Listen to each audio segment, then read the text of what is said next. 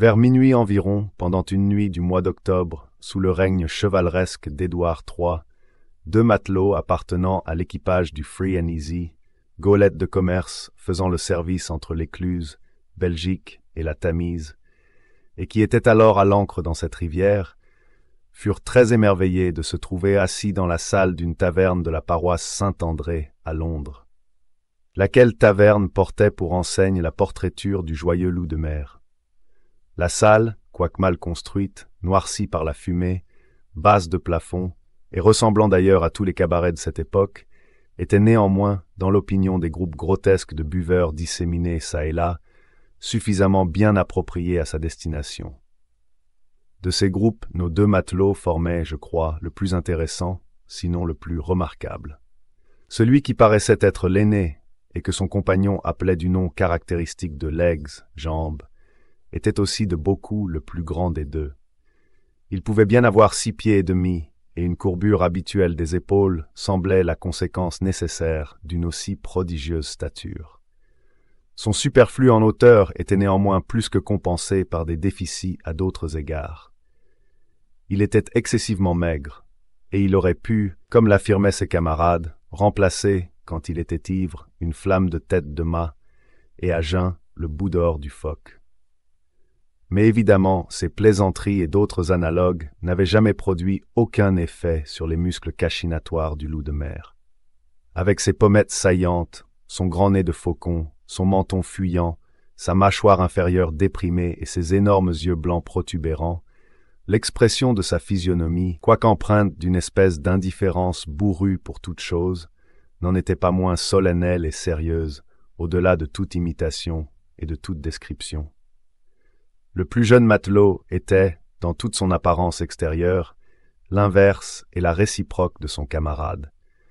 Une paire de jambes arquées et trapues supportait sa personne lourde et ramassée, et ses bras singulièrement courts et épais, terminés par des poings plus qu'ordinaires, pendillaient et se balançaient à ses côtés comme les ailerons d'une tortue de mer. De petits yeux, d'une couleur non précise, scintillaient, profondément enfoncés dans sa tête.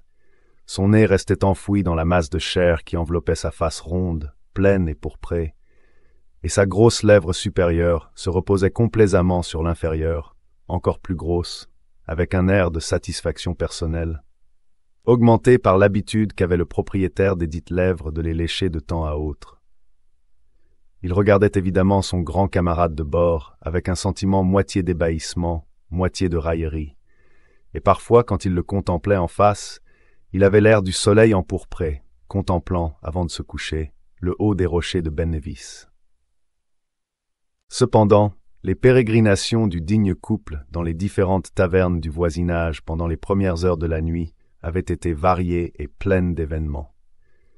Mais les fonds, même les plus vastes, ne sont pas éternels, et c'était avec des poches vides que nos amis s'étaient aventurés dans le cabaret en question. Au moment précis où commence proprement cette histoire, Legs et son compagnon Hugh Tarpaulin étaient assis, chacun les 2 coudes appuyés sur la vaste table de chêne au milieu de la salle, et les joues entre les mains. À l'abri d'un vaste flacon de humming stuff non payé, ils lorgnaient les mots sinistres. Pas de craie, qui, non sans étonnement et sans indignation de leur part, était écrit sur la porte en caractères de craie, cette impudente craie qui osait se déclarer absente. Non que la faculté de déchiffrer les caractères écrits, faculté considérée parmi le peuple de ce temps comme un peu moins cabalistique que l'art de les tracer, eût pu, en stricte justice, être imputée aux 2 disciples de la mer. Mais il y avait, pour dire la vérité, un certain tortillement dans la tournure des lettres, et dans l'ensemble je ne sais quel indescriptible embardé, qui présageait, dans l'opinion des 2 marins, une sacrée secousse et un sale temps, et qui les décidèrent tout d'un coup, suivant le langage métaphorique de Legs, à veiller aux pompes, à serrer toute la toile et à fuir devant le vent. En conséquence, ayant consommé ce qui restait d'âle et solidement agrafé leur court pourpoint, finalement ils prirent leur élan vers la rue. Tarpaulin, il est vrai, entra 2 fois dans la cheminée, la prenant pour la porte, mais enfin leur fuite s'effectua heureusement, et une demi-heure après minuit, Nos deux héros avaient paré au grain et filaient rondement à travers une ruelle sombre dans la direction de l'escalier Saint-André, chaudement poursuivis par la tavernière du Joyeux Loup de Mer. Bien des années avant et après l'époque où se passe cette dramatique histoire, toute l'Angleterre, mais plus particulièrement la métropole, retentissait périodiquement du cri sinistre, la peste. La cité était en grande partie dépeuplée, et dans ces horribles quartiers avoisinant la Tamise, parmi ces ruelles et ces passages noirs, étroits et immondes, que le démon de la peste avait choisi, supposait-on alors, pour le lieu de sa nativité, on ne pouvait rencontrer, se pavanant à l'aise, que l'effroi, la terreur et la superstition. Par ordre du roi, ces quartiers étaient condamnés, et il était défendu à toute personne, sous peine de mort, de pénétrer dans leurs affreuses solitudes. Cependant, ni le décret du monarque, ni les énormes barrières élevées à l'entrée des rues, ni la perspective de cette hideuse mort, qui, presque à coup sûr, engloutissait le misérable qu'aucun péril ne pouvait détourner de l'aventure, n'empêchait pas les habitations démeublées et inhabitées d'être dépouillées par la main d'une rapine nocturne, du fer, du cuivre, des plombages, enfin de tout article pouvant devenir l'objet d'un lucre quelconque. Il fut particulièrement constaté à chaque hiver, à l'ouverture annuelle des barrières, que les serrures, les verrous et les caves secrètes n'avaient protégé que médiocrement ces amples provisions de vin et liqueurs, que, vu les risques et les embarras du déplacement, plusieurs des nombreux marchands ayant boutique dans le voisinage s'étaient résignés, durant la période de l'exil, à confier à une aussi insuffisante garantie. Mais, parmi le peuple frappé de terreur, bien peu de gens attribuaient ces faits à l'action des mains humaines. Les esprits et les gobelins de la peste, les démons de la fièvre, tels étaient pour le populaire les vrais suppôts de malheur.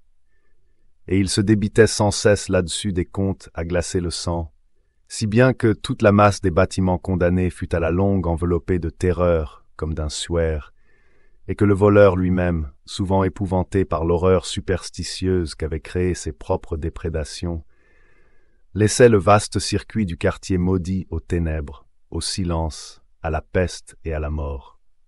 Ce fut par l'une des redoutables barrières dont il a été parlé, et qui indiquait que la région située au-delà était condamnée, que Legges et le digne Hugh Tarpaulin, qui dégringolaient à travers une ruelle, trouvèrent leur course soudainement arrêtée. Il ne pouvait pas être question de revenir sur leurs pas, et il n'y avait pas de temps à perdre, car ceux qui leur donnaient la chasse étaient presque sur leurs talons. Pour des matelots pur sang, grimper sur la charpente grossièrement façonnée n'était qu'un jeu, et exaspérés par la double excitation de la course et des liqueurs, ils sautèrent résolument de l'autre côté, puis, reprenant leur course ivre avec des cris et des hurlements, s'égarèrent bientôt dans ces profondeurs compliquées et malsaines. S'ils n'avaient pas été ivres au point d'avoir perdu le sens moral, leurs pas vacillants eussent été paralysés par les horreurs de leur situation. L'air était froid et brumeux. Parmi le gazon haut et vigoureux qui leur montait jusqu'aux chevilles, les pavés déchaussés gisaient dans un affreux désordre. Des maisons tombées bouchaient les rues.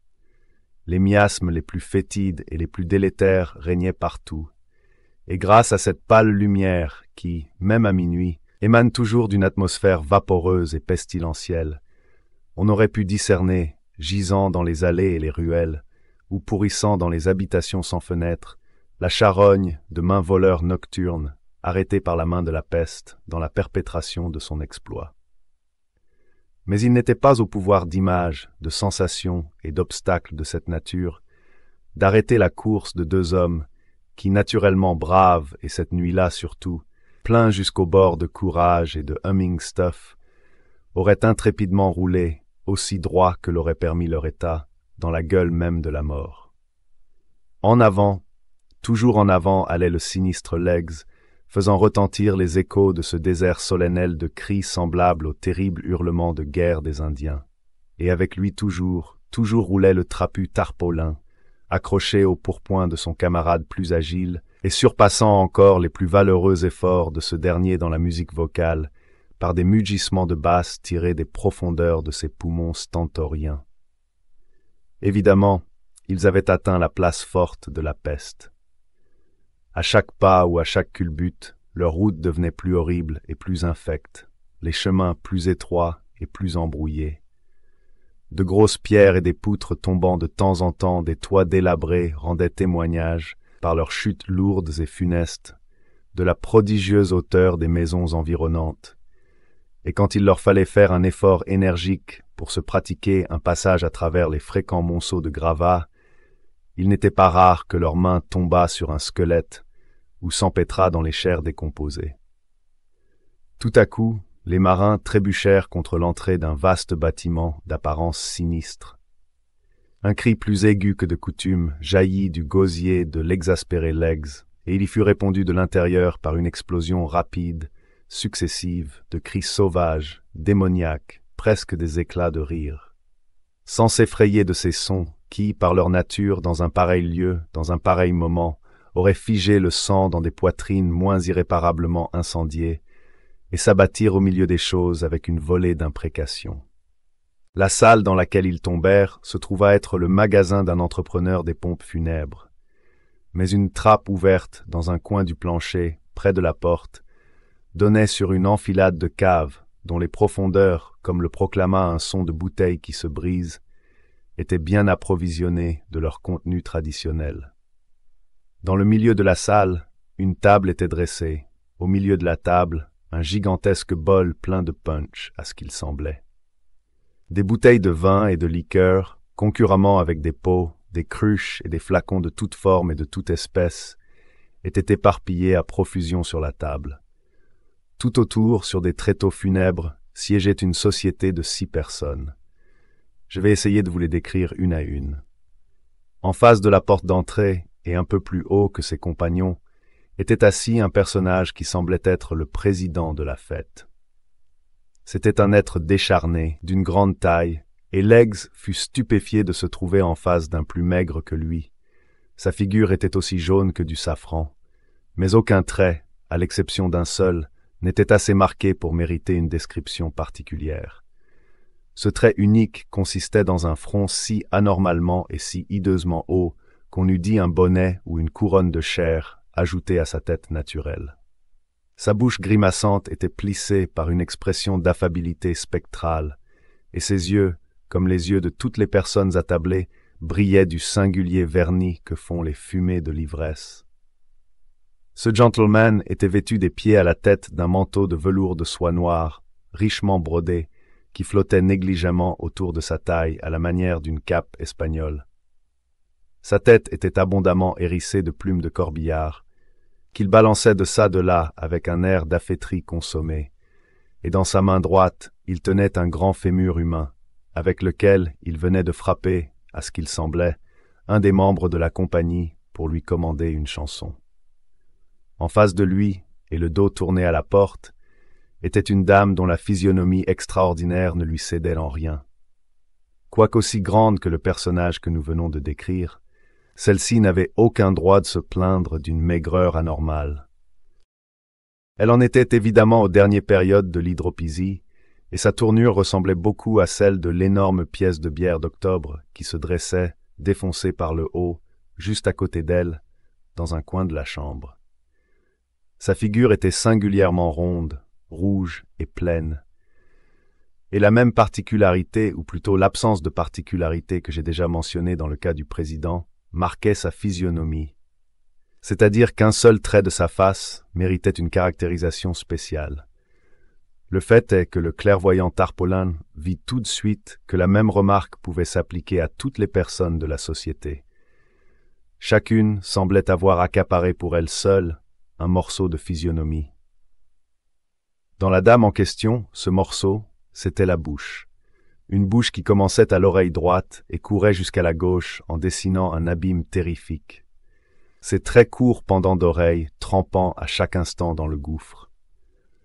La dame, néanmoins, faisait tous ses efforts pour garder cette bouche fermée et se donner un air de dignité. Sa toilette consistait en un suaire fraîchement empesé et repassé qui lui montait jusque sous le menton avec une collerette plissée en mousseline de batiste.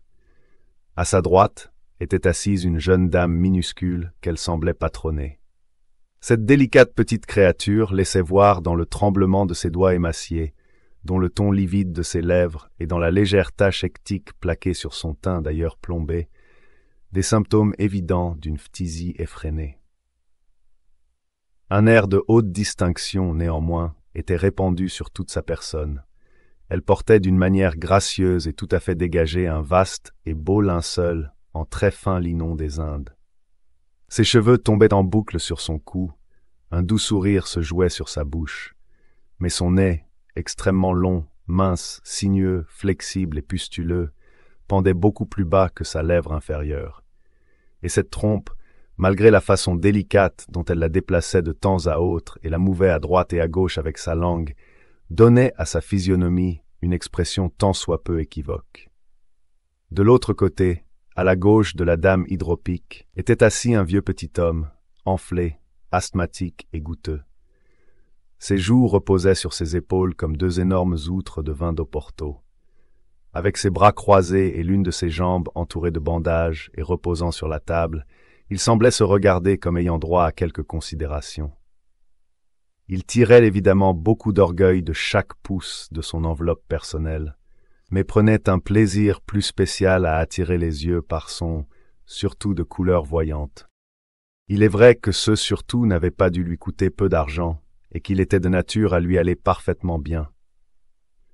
Il était fait d'une de ces housses de soie curieusement brodées, appartenant à ces glorieux écussons qu'on suspend, en Angleterre et ailleurs, dans un endroit bien visible, au-dessus des maisons des grandes familles absentes. À côté de lui, à la droite du président, était un gentleman avec de grands bas blancs et un caleçon de coton. Tout son être était secoué d'une manière risible par un tic nerveux que Tarpaulin appelait les affres de l'ivresse. Ses mâchoires, fraîchement rasées, étaient étroitement serrées dans un bandage de mousseline, et ses bras, liés de la même manière par les poignets, ne lui permettaient pas de se servir lui-même trop librement des liqueurs de la table.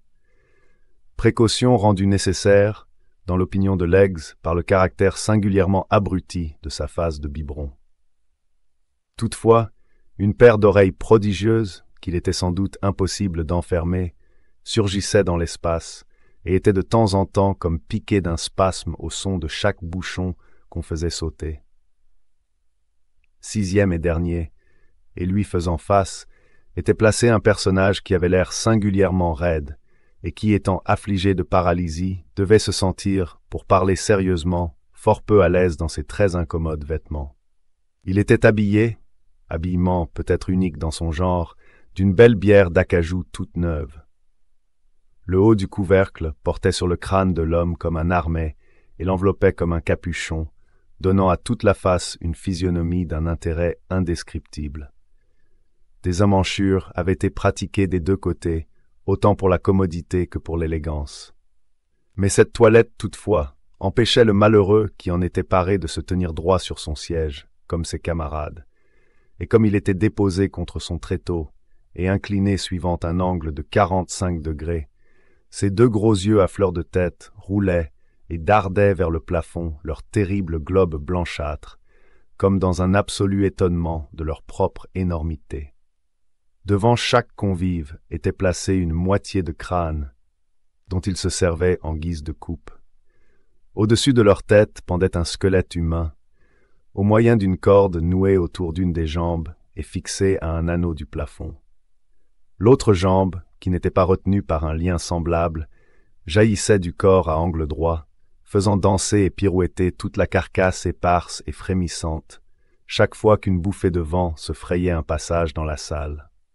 Le crâne de l'affreuse chose contenait une certaine quantité de charbon enflammé, qui jetait sur toute la scène une lueur vacillante mais vive, et les bières et tout le matériel d'un entrepreneur de sépulture, empilés à une grande hauteur autour de la chambre et contre les fenêtres, empêchaient tout rayon de lumière de se glisser dans la rue.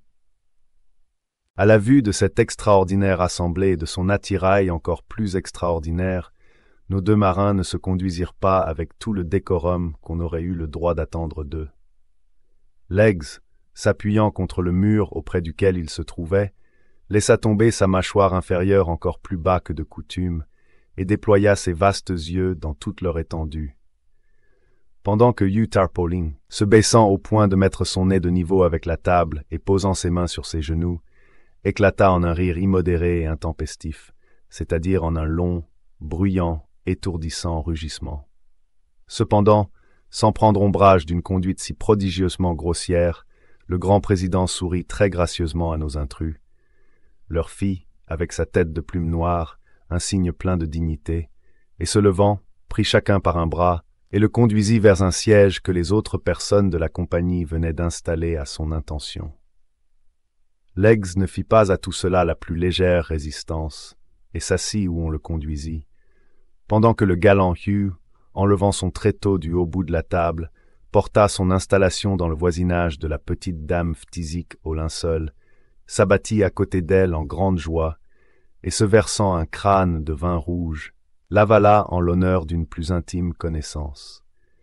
Mais, à cette présomption, le raide gentleman à la bière parut singulièrement exaspéré, et cela aurait pu donner lieu à de sérieuses conséquences, si le président n'avait pas, en frappant sur la table avec son spectre, ramené l'attention de tous les assistants au discours suivant. L'heureuse occasion qui se présente nous fait un devoir. « Tiens bon là !» interrompit Leggs avec un air de grand sérieux. « Tiens bon, un bout de temps que je dis, et dis-nous qui diable vous êtes tous, et quelle besogne vous faites ici, équipés comme de sales démons, et avalant le bon petit torboyau de notre honnête camarade Will Wimble le croque-mort, et toutes ses provisions arrimées pour l'hiver. » À cet impardonnable échantillon de mauvaise éducation, toute l'étrange société se dressa à moitié sur ses pieds, et proféra rapidement une foule de cris diaboliques, semblables à ceux qui avaient d'abord attiré l'attention des matelots. Le président, néanmoins, fut le premier à recouvrer son sang-froid, et à la longue, se tournant vers Leggs avec une grande dignité, il reprit « C'est avec un parfait bon vouloir que nous satisferons toute curiosité raisonnable de la part d'hôtes aussi illustres, bien qu'ils n'aient pas été invités. Sachez donc que je suis le monarque de cet empire, et que je règne ici sans partage, sous ce titre, le roi Peste Ier. Cette salle, que vous supposez très injurieusement être la boutique de Will Wimble, l'entrepreneur de pompes funèbres, un homme que nous ne connaissons pas, et dont l'appellation plébéienne n'avait jamais, avant cette nuit, écorché nos oreilles royales. Cette salle, dis-je, est la salle du trône de notre palais, consacrée au conseil de notre royaume et à d'autres destinations d'un ordre sacré et supérieur. La noble dame assise en face de nous est la reine Peste, notre sérénissime épouse. Les autres personnages illustres que vous contemplez sont tous de notre famille et portent la marque de l'origine royale dans leurs noms respectifs. Sa grâce l'archiduc pestifère, sa grâce le duc pestilentiel, sa grâce le duc tempestueux, et son altesse sérénissime, l'archiduchesse Anna Peste. En ce qui regarde, ajouta-t-il, votre question relativement aux affaires que nous traitons ici en conseil, il nous serait loisible de répondre qu'elles concernent notre intérêt royal et privé, et ne concernant que lui, n'ont absolument d'importance que pour nous-mêmes.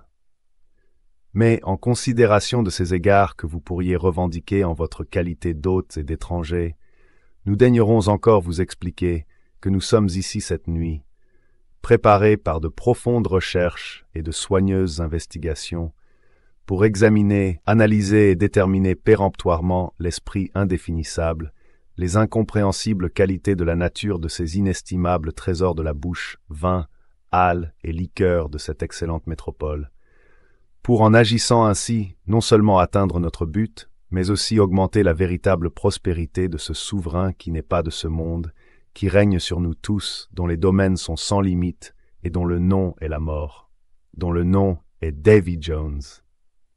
S'écria Tarpaulin, servant à la dame à côté de lui un plein crâne de liqueur et s'en versant un second à lui-même.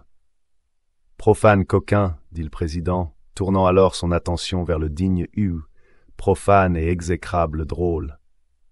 Nous avons dit qu'en considération de ces droits que nous ne nous sentons nullement enclins à violer, même dans ta sale personne, nous condescendions à répondre à tes grossières et intempestives questions.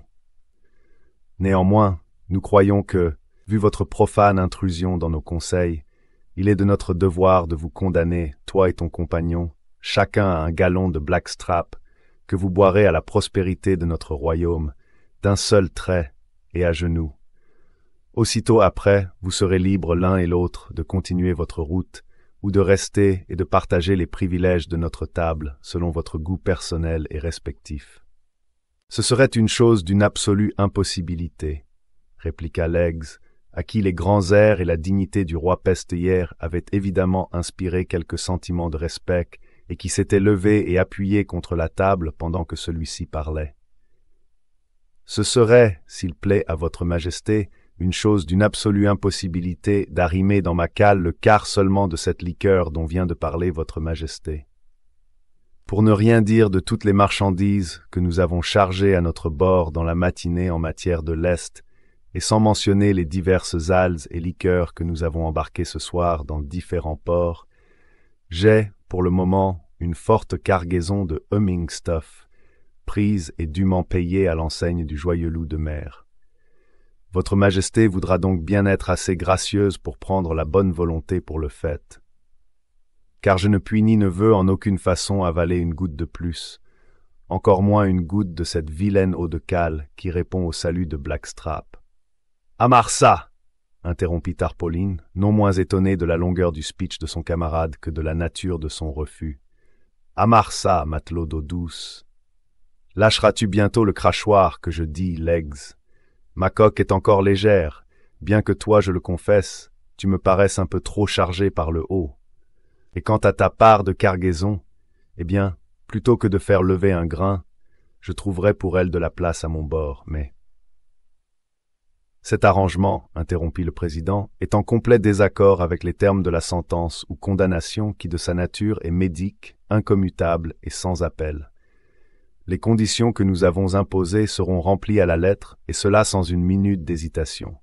Faute de quoi, nous décrétons que vous serez attachés ensemble par le cou et les talons, et dûment noyés comme rebelles dans la pièce de bière d'octobre que voilà. Voilà une sentence.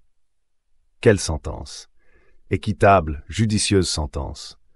Un glorieux décret, une très digne, très irréprochable et très sainte condamnation. Crièrent à la fois tous les membres de la famille Peste. Le roi fit jouer son front en innombrables rides. Le vieux petit homme goutteux souffla comme un souffle. La dame au linceul de linon fit onduler son nez à droite et à gauche. Le gentleman au caleçon convulsa ses oreilles. La dame au suaire ouvrit la gueule comme un poisson à l'agonie, et l'homme à la bière d'acajou parut encore plus raide et roula ses yeux vers le plafond. « Où » fit Tarpaulin, s'épanouissant de rire, sans prendre garde à l'agitation générale. « Où » Je disais, quand monsieur le roi Peste est venu fourrer son épissoir, que pour quant à la question de 2 ou 3 gallons de Blackstrap de plus ou de moins, c'était une bagatelle pour un bon et solide bateau comme moi, quand il n'était pas trop chargé. Mais quand il s'agit de boire à la santé du diable, que Dieu puisse absoudre, et de me mettre à genoux devant la vilaine majesté que voilà, que je sais, aussi bien que je me connais pour un pêcheur, n'être pas autre que Tim Hurlygurly le paillasse. Or pour cela, c'est une toute autre affaire et qui dépasse absolument mes moyens et mon intelligence. Il ne lui fut pas accordé de finir tranquillement son discours. Au nom de Tim Hurlygurly, tous les convives bondirent sur leurs sièges. « Trahison !» hurla sa majesté le roi Peste-hier. « Trahison !» dit le petit homme à la goutte. « Trahison !» glapit l'archiduchesse Anapeste. « Trahison !» marmotta le gentleman aux mâchoires attachées. « Trahison !» grogna l'homme à la bière. « Trahison ! Trahison !» cria sa majesté la femme à la gueule. Et saisissant par la partie postérieure de ses culottes l'infortuné Tarpaulin, qui commençait justement à remplir pour lui-même un crâne de liqueur, elle le souleva vivement en l'air et le fit tomber sans cérémonie dans le vaste tonneau défoncé plein de son âle favorite. Ballotté çà et là pendant quelques secondes comme une pomme dans un bol de toddy, il disparut finalement dans le tourbillon d'écume que ses efforts avaient naturellement soulevé dans le liquide déjà fort mousseux par sa nature. Toutefois, le grand matelot ne vit pas avec résignation la déconfiture de son camarade. Précipitant le roi Peste à travers la trappe ouverte, le vaillant Legs ferma violemment la porte sur lui avec un juron et courut vers le centre de la salle.